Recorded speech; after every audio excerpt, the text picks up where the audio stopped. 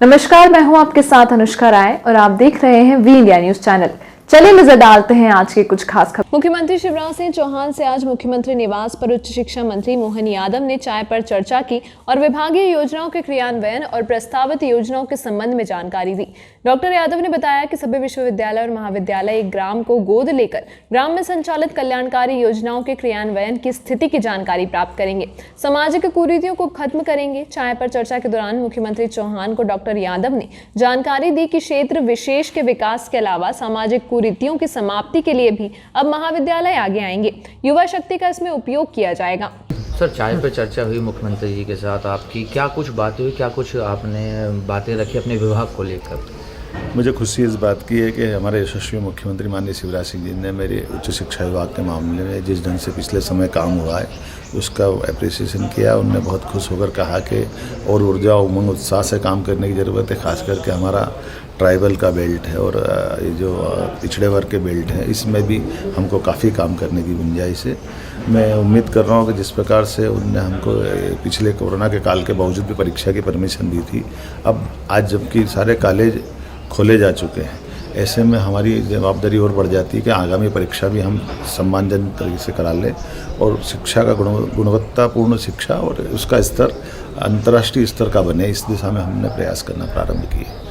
2-3 विषय खास करके नवाचार की दृष्टि से लिए हैं कि अब सभी विश्वविद्यालय महाविद्यालय कम से कम एक गांव को जरूर गोद लेंगे और वो गांव आमतौर पर पिछड़े की श्रेणी में रहेगा ताकि वहाँ हमारी सामाजिक सहभागिता भी बने।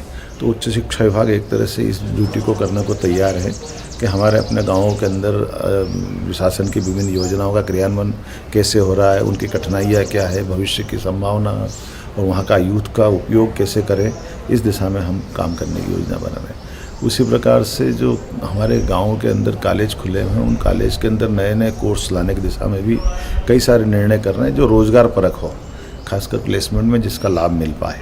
ऐसे नए सब्जेक्ट लेकर आने की दिशा में भी हमने बात की है, जिसमें पशुपालन हो सकता है, एग्रीकल्चर हो सकता है और इसी प्रकार से अन्य प्रकार के कोर्स हैं जिनसे आदमी अपना स्वयं का रोजगार भी कर सकता है, स्वयं की खेतीबाड़ी भी कर सकता है। सरकार पे या नौकरी पे निर्भर होना ये कोई अंतिम हल नहीं है। आने वाली शिक्षा नीति भी इसी प्रकार से हमको प्रेरित कर रही है। एक बात ये भी महत्व रख रही है कि नई शिक्षा नीति में 2035 के आसपास आगामी समय में जब विश्वविद्यालय की संकल्पना धीरे धीरे खत्म हो जाएगी, जो शैक्षणिक संस्थान हैं वो अपनी खुद गुणवत्तापूर्ण बनाते हुए स्थिति और वो अपने आप में डीम्ड यूनिवर्सिटी का रूप ले लेंगे।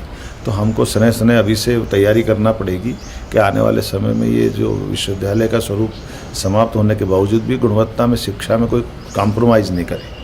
मुझे इस बात को बताते हुए खुशी होती है कि माननीय मुख्यमंत्री जी ने कहा कि आप बिल्कुल इसमें आगे बढ़ें, जनता के भी सुझाव लें और अपने शासन के लेवल पे जो जो हम कर सकते हैं वो सब काम करते जाएं।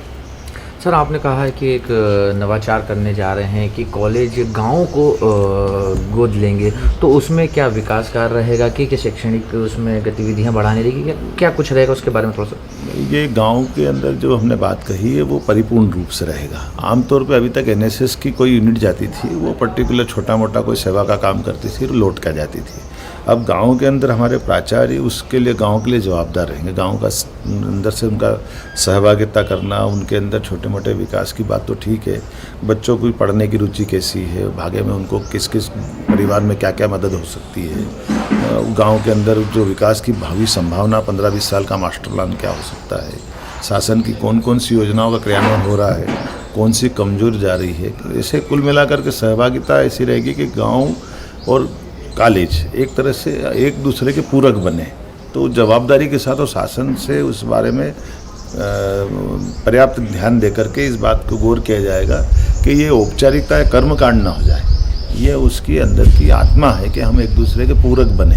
तो इस तरह से, चूँकि ये बात सही कि पिछड़े गाँवों के अंदर अगर थोड़ा भी ध्यान दे देते हैं तो शासन की योजना तो इतनी सारी है कि हम उनका जीवन स्तर बदल सकते हैं, लेकिन अगर हम पर्याप्त रूप से ध्यान नहीं देते हैं तो ये बीच में कहीं इसकी कमी रह जाती है। इसकी पूर्ति करने की दिशा में हमने एक कदम बढ़ाया है।